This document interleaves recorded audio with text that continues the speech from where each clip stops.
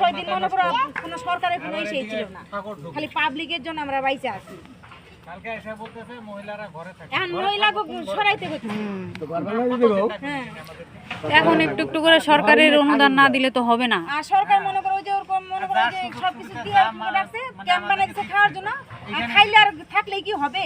তাহলে বান্ধার দরকার, বান্ধার দরকার আগে, তারপর আমরা থাকার একটা চাপড়া দিয়ে দাও।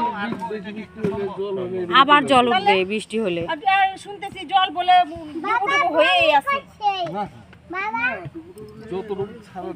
আর ডেলি তো ঠাকুর আসে, ওই যে ওই পর্যন্ত ঠাকুর আসতেছে 20-30টা করে।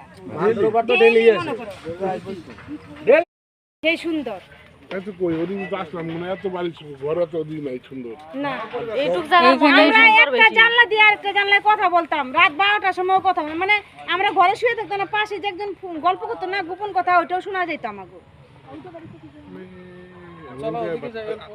এরকম বাচ্চা আরো ভাঙছে নাকি ওদিকে?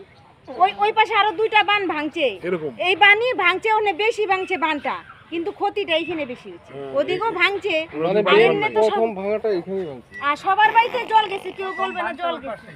ওদিকেই ভাঙছে প্রথমে, ওইখানেই ভাঙছে। মানে স্রোতটা এদিকে বেশি ওইখানে বাইরে আসছে। দূরে ছিল না, বান্ধের ঘুরে